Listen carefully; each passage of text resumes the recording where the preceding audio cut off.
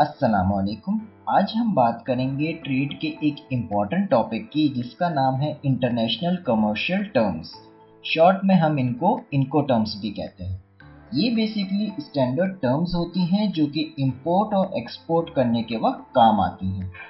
ये international chamber of commerce की तरफ से शाया हुई हैं और इनका मकसद ये होता है कि एक्सपोर्टर को पता चल जाए कि उसको अपना कार्गो कहाँ तक डिलीवर करना है और बायर को पता चल जाए कि कहाँ से उस कार्गो की जिम्मेदारी उस पे लागू होती है। इनको टर्म्स टोटल 11 होते हैं। मैं इस वीडियो में पूरी कोशिश करूंगा कि इन 11 के 11 टर्म्स की एक ओवरव्यू दे सकूं ताकि पेपर में आप लोग आसानी के साथ इस क्वेश्चन को आराम से अटेम्प्ट कर सकें। तो चलें स्टार्ट करते हैं।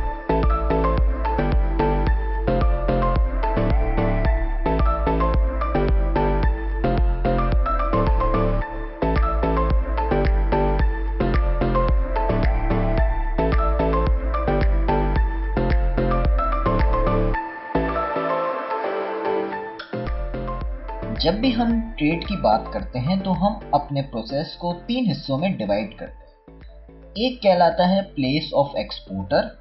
ये वो एरिया होता है जहां पे आपका एक्सपोर्टर होता है। दूसरा होता है डेस्टिनेशन या प्लेस ऑफ इंपोर्टर, यहाँ पे आपका इंपोर्टर रहता है। और थर्ड होता है आपका कैरिएज कि जहां से आपका कार्गो ट्रेवल करेगा, आइदर बाय सी, एयर और लैंड। तो ये है हमारे सारे इनको टर्म्स। जो लेफ्ट हैंड साइड पे मैंने चारों लिखे हुए हैं वो आपके प्लेस ऑफ एक्सपोर्टर से रिलेट करते हैं। जो मिडिल में मैंने चारों लिखे हैं वो आपके कैरिएज से रिलेट करते हैं।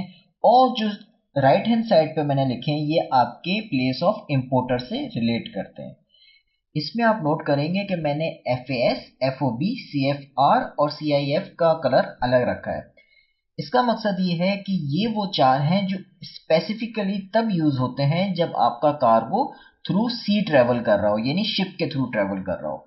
और बाकी सारे वो हैं जो आपके किसी भी मीन्स ऑफ ट्रांसपोर्ट के वक्त यूज हो जाएंगे। अब यहाँ एक शॉर्टकट मैं आपको बताऊंगा कि किस तरीके से आपको याद रहेगा कि कौन सा इनको टर्म किस जगह से रिलेट कर रहा है। अगर आपका इनको टर्म ई या एफ से स्टार्ट होगा तो वो आपके प्लेस ऑफ एक्सपोर्टर से रिलेट करेगा।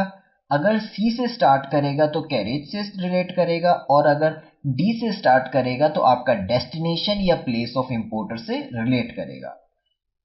इन अल्फाबेट्स के थ्रू आपको ये याद रहेगा कि आपका इनको टर्म कौन सी जगह से रिलेट कर रहा है। अब हम एक टिपिकल ट्रेड का पूरा प्रोसेस देख लेते हैं। अब यहाँ पे हमारे पास कंट्री ए है जहाँ पे आपका एक्सपोर्टर है और एक कंट्री बी है जहाँ पे आपका इंपोर्टर है। यहाँ पे दो पोर्ट्स भी आपकी बताई हुई हैं, एक पोर्ट ए जो कंट्री ए से रिलेट कर रही है और एक पोर्ट बी जो कंट्री बी की है।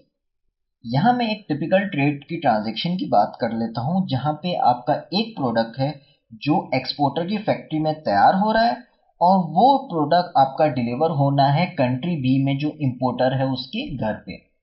तो सबसे पहले जो आपका प्रोडक्ट है वो आपके एक्सपोर्टर की फैक्ट्री में फॉर एग्जांपल तैयार हो रहा है। वहां पे उसकी पैकिंग होगी। पैकिंग होने के बाद उसको लोड किया जाएगा और एक स्पेसिफिक मीन्स ऑफ ट्रांसपोर्ट के जरिए उसको पोर्ट ए तक पहुंचाया जाएगा।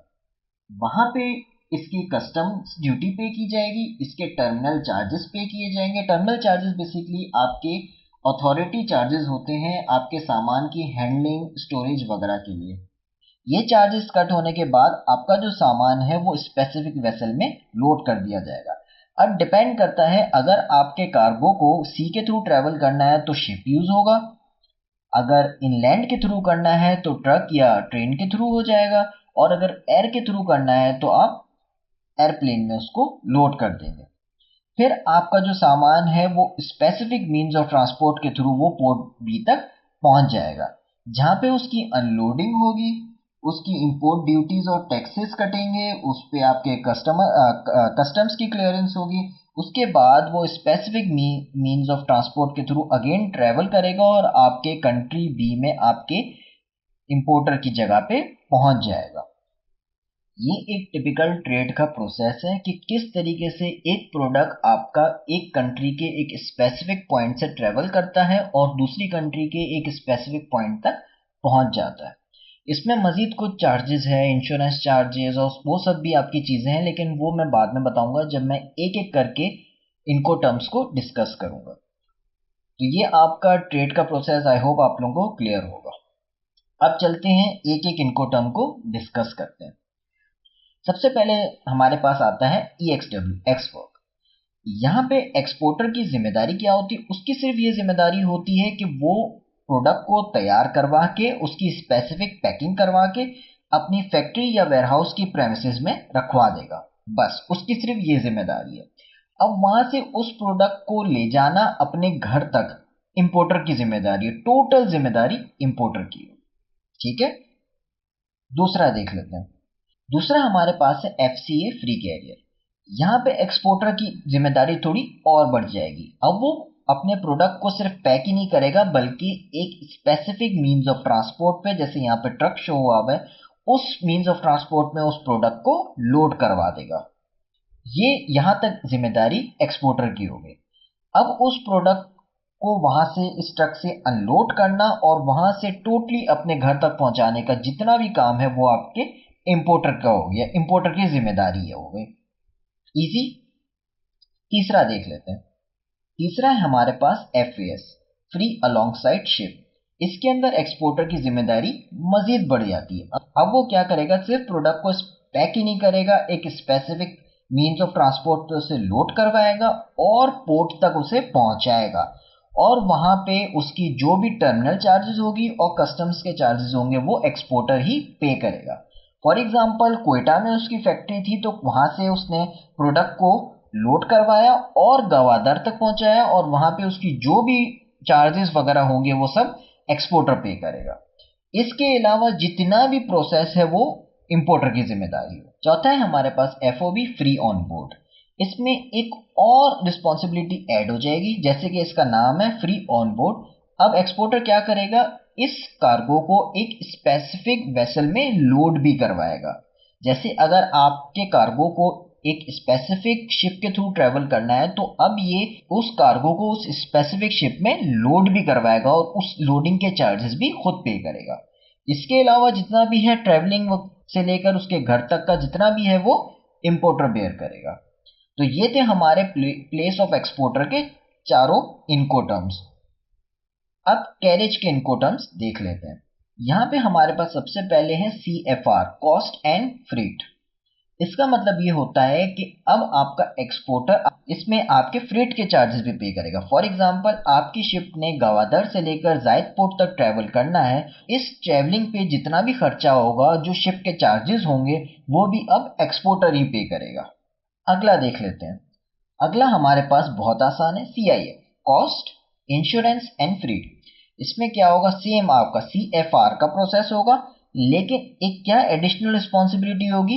एक इंश्योरेंस के चार्जेस भी, इंश्योरेंस का जो प्रीमियम होता है वो भी अब एक्सपोर्टर ही पे करेगा। इंश्योरेंस यहाँ पे क्या मुराद है? इंश्योरेंस से, इंश्योरेंस से मुराद ये है कि इस शिप की ट्रेवलिंग के दरमियान अगर आपका प्रोडक्ट चोरी हो जाता है, डैमेज हो जाता है, कुछ भी हो जाता है उसको, तो इंश्योरेंस कंपनी आपको क्लेम दे देगी, लेकिन उसका जो प्रीमियम जो है वो एक्सपोर्टर पे करेगा। ठीक है, बिल्कुल आसान है। सेम वही है, उसकी फैक्ट्री से लेकर, एक्सपोर्टर की फैक्ट्री से लेकर जायद पोर्ट तक की जितनी भी रिस्पॉन्सिबिलिटी है वो अब एक्सपोर्टर की हो गई विद इंश्योरेंस। अगला देख लेते हैं। अगला है हमारे पास CPT, कॉस्ट पेड टू। ये एग्जैक्टली वही चीज है आपका CFR। सिर्फ फर्क क्या है? CFR के केस में आपका जो कार्गो है वो शिप के थ्रू ट्रेवल करेगा, और CPT में आपका जो कार्गो है वो किसी भी मीन्स के थ्रू आपका ट्रेवल कर सकता है। याद रहे शुरू में मैंने चार उसके इनको टर्म्स के कलर जो है वो डिफरेंट रखे थे, वो इसलिए रखे हुए थे। उसमें से एक आपका CFR भी था। ठीक है, CPT आपका सेम ही है। फैक्ट्री से लेकर जायद पोर्ट तक जितनी भी जिम्मेदारी है वो आपका एक्सपोर्टर ही पे करेगा, लेकिन यहाँ पे मीन्स ऑफ ट्रांसपोर्ट आपका कुछ भी हो सकता है। अगला हमारे पास है CIP, carriage insurance paid to. ये एग्जैक्टली आपका CIF है। वहां पे आपका मीन्स ऑफ ट्रांसपोर्ट शिप के थ्रू था और इंश्योरेंस जो था वो एक्सपोर्टर पे कर रहा था। यहाँ पे आपका मीन्स ऑफ ट्रांसपोर्ट कुछ भी हो सकता है, लेकिन इंश्योरेंस आपका वही एक्सपोर्टर ही पे करेगा। तो ये हमारे कैरेज के इनको टर्म्स भी खत्म होते हैं। अब हम देखते हैं प्लेस ऑफ इंपोर्टर के इनको टर्म्स। अगला हमारे पास है DAT, डिलीवर्ड एट टर्मिनल। इस केस में क्या होगा कि सिर्फ जो एक्सपोर्टर है वो आपके जायद पोर्ट तक उसको डिलीवर नहीं करवाएगा, बल्कि एक स्पेसिफिक मींस ऑफ ट्रांसपोर्ट पे उसे लोड भी करवाएगा उसकी, यानी कि उस वेसल से अनलोडिंग करवाएगा और एक स्पेसिफिक आपकी मींस ऑफ ट्रांसपोर्ट में उसको लोड भी करवाएगा, ताकि वो उस मींस ऑफ ट्रांसपोर्ट के थ्रू आपके इंपोर्टर के घर तक पहुंच सके। अगला है हमारे पास DAP, यानी कि डिलीवर्ड एट प्लेस। इसमें क्या होगा कि आपकी मीन्स ऑफ ट्रांसपोर्ट के चार्जेस भी आपका एक्सपोर्टर ही पे करेगा। इसको हम डोर टू डोर भी कहते हैं, एक दरवाजे से दूसरे दरवाजे तक, यानी कि एक्सपोर्टर अपनी फैक्ट्री से लेकर इंपोर्टर के घर तक इसको पहुंचाएगा और रास्ते की जितनी भी चीजें हैं उसकी जिम्मेदारी और उसके चार्जेस एक्सपोर्टर पे लगेंगे, सिवाय इंपोर्टर की कंट्री के इंपोर्ट ड्यूटीज, टैक्सेस और कस्टम्स चार्जेस के। ठीक है।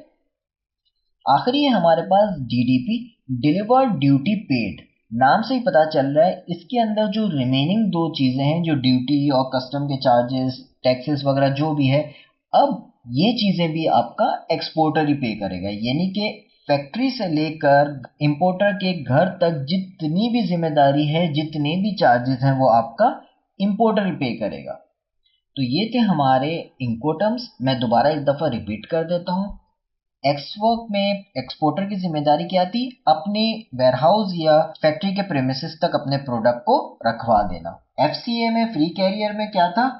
एक्सपोर्टर उस प्रोडक्ट को स्पेसिफिक मीन्स ऑफ ट्रांसपोर्ट में लोड करवाएगा। FAS में क्या था? FAS में वो आपकी गवादर पोर्ट तक, यानी कि जो भी पोर्ट तक उसकी जो चार्जेस होंगे, जिसमें आपकी कस्टम्स और टर्मिनल चार्जेस जो भी होंगे, वो एक्सपोर्टर ही पे करेगा। FOB में आपका क्या हो जाएगा? FOB में वो आपकी जो प्रोडक्ट को है वो स्पेसिफिक वेसल में लोड भी करवाएगा। CFR में क्या था? CFR में आपका एक्सपोर्टर अब आपके फ्रीट के चार्जेस भी पे करेगा। CIF में क्या था? वही है CFR प्लस इंश्योरेंस। CPT क्या थी? CPT एग्जैक्ट आपका CFR होता है, लेकिन अदर मीन्स ऑफ ट्रांसपोर्ट के लिए यूज होता है। CIP आपका क्या है? अगर आप CPT में इंश्योरेंस ऐड कर दोगे तो आपका CIP बन जाएगा। DAT आपका क्या होगा? DAT में आपका जो एक्सपोर्टर होगा, अब वो उसको अनलोड भी करवाएगा वेसल से और एक स्पेसिफिक मीन्स ऑफ ट्रांसपोर्ट में उसे लोड भी करवा देगा। DAP में क्या होगा? DAP में उसकी जिम्मेदारी होगी कि अब वो उस प्रोडक्ट को इंपोर्टर के घर तक छोड़ के आए। और फाइनल हमारे पास DDP है। DDP में क्या होगा? जितने आपके इंपोर्ट की ड्यूटीज और टैक्सेस और चार्जेस होंगे, अब वो भी एक्सपोर्टर ही पे करेगा। तो ये थे हमारे इनकोटर्म्स। होपफुली आप लोगों को ये लेक्चर समझ में आ गया होगा।